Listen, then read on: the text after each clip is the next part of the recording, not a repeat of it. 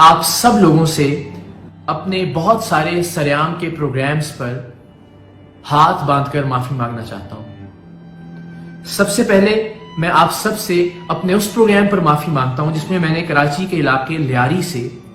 ایک جسم فروشی کے اڈے سے ایک ایسی خاتون کو بازیاب کروایا تھا جسے 22 سال پہلے اغوا کیا گیا اور پھر اسے رحیم یار خان میں 22 سال بعد اس کی ماں سے ملوایا تھا۔ اگر کچھ لوگوں کی اس منطق کو مان لیا جائے کہ کسی کی بھی داد رسی سے پہلے، کسی سے بھی اظہار یکجہتی سے پہلے یا کسی کی بھی مدد کرنے کو پہنچنے سے پہلے اس کے کردار کو دیکھنا چاہیے، تو مجھے اس پروگرام پر آپ سب سے معافی مانگنی چاہیے، اس لیے کہ وہ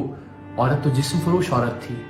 اس کے کردار پر تو بہت بڑا سوالیہ نشان ہے۔ میں بار بار اس موضوع کو کیوں ڈسکس کر رہا ہوں؟ میری آپ سب سے درخواست ہے، کسی کو بھی بلیم کیجئے، کسی بھی شخص پر الزام لگائیے، کسی بھی عورت کو مورد الزام ٹھہرائیے، لیکن خدا کے واسطے اصل مسئلے سے توجہ مت ہٹائیں۔ اور اصل مسئلہ یہ ہے کہ ہمیں خواتین کی بے حرمتی کو روکنا ہے، ہمیں خواتین سے ہونے والی بد تہذیبی کو روکنا ہے۔ وہ تمام لڑکے، وہ تمام اوباش، وہ تمام مرد جو کہ اس طرح کے واقعات میں ملوث ہیں، انہیں سوسائٹی سے الگ کر کے دیکھنا ہے، ان کو کنڈیم کرنا ہے، ان کی مذمت کرنی ہے، ان کو سزائیں دلوانی ہے، تب اس طرح کی ویڈیوز آنا بند ہوں گی۔ آپ کسی صحافی پر دباؤ ڈال کر، کسی چینل پر دباؤ ڈال کر، کسی بھی ایک ویڈیو کو پلانٹڈ کہہ کر اس طرح کی مزید ویڈیوز کو آنے سے نہیں روک سکتے۔ اگر ایک ویڈیو پلانٹڈ تھی اور وہ جان بوجھ کر بنائی گئی تھی اور وہ خدا نخواستہ کسی کو بدنام کرنے کی کوئی سازش تھی، تو پھر اس دوسری ویڈیو کے بارے میں آپ کیا کہیں گے؟ کیا اس سے بدنامی نہیں ہوئی کہ جس میں ایک رکشے میں موجود خاتون پر ایک مرد نے لپک کر اس کی بے حرمتی کی، بدتمیزی کی؟ کیا اس طرح کی کسی ویڈیو نے پاکستان کو بدنام نہیں کیا؟ اس طرح کی ویڈیوز آنے کا سلسلہ نہیں رکے گا جب تک آپ اس طرح کی بدتمیزی کے سلسلے کو نہیں روکیں گے، اور اس طرح کی بدتمیزی کا سلسلہ تب تک نہیں رکے گا جب تک ہم اس طرح کی بدتمیزی کو ڈیفینڈ کرنے سے باز نہیں آئیں گے، یا جن کے ساتھ بدتمیزی ہو رہی ہے ہم ان کو مورد الزام ٹھہرانے سے باز نہیں آئیں گے۔ میں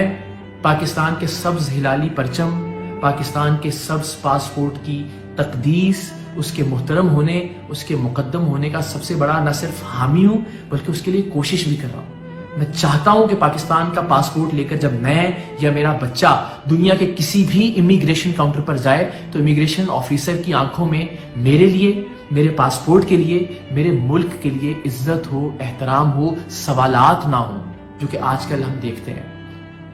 اب یہ بات آپ کو بتانے سے خدا نہ خواستہ میرے دیش کی، میرے ملک کی، میرے وطن کی بدنامی نہیں ہوگی۔ یہ ایک فیکٹ ہے کہ ہم دنیا کے 5 برے پاسپورٹس میں سے ایک پاسپورٹ ہے رینکنگ کے اعتبار سے۔ آپ کو اور مجھے کوشش کرنی ہے اپنی برائیوں کو، اپنی خامیوں کو ریئلائز کرتے ہوئے انہیں دور کر کے اس پاسپورٹ کی عزت اور اس کے احترام میں اضافہ کرنے کی۔